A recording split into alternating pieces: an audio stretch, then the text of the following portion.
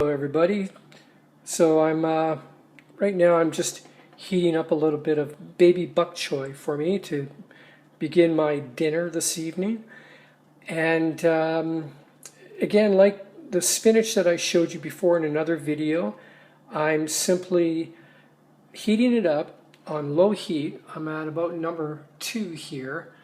And I washed the bok choy in water. There's no oil in the pan. I haven't added any condiments, although I may afterwards add just a touch of teriyaki sauce to the bok choy. And so what I do now is I just put this cover on here and wait about 10 minutes, and the leaves will wilt a little bit.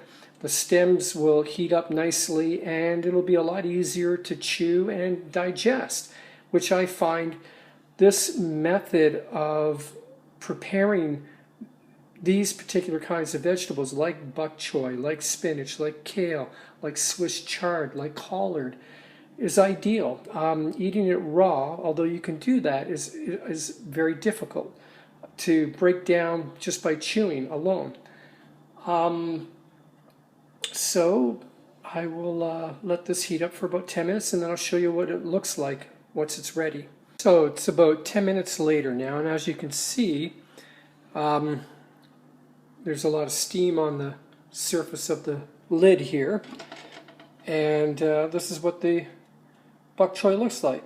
Still nice and green, but also nice and warm, ready to eat. And there it is, ready to eat. I sprinkled a little bit of orange juice on the bok choy with a tiny little drizzle of teriyaki with a couple of slices of orange on each side. And now I am going to eat this. Talk to you later. I have just finished eating the bok choy with the 2 slices of oranges, and those oranges were so tasty that I had to cut up some more. And so now I'm just having myself a kind of a after dinner dessert, although I would not say I'm finished. I haven't even reached my main course yet, which I don't know what it's going to be at this point. But I'm kind of, tonight I'm just listening to my body.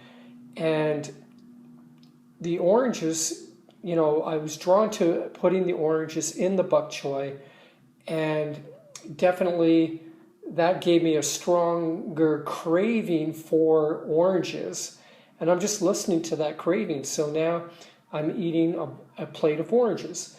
My only regret is I only bought 1 bag of these lovely, really sweet and juicy oranges, and I wish I would have had bought the whole lot of them, because these guys are really good, and they would have made for a fantastic mono meal for breakfast tomorrow. But you know, you don't know, when it's hard to tell when you're in the store. You know, there's ways of feeling the orange.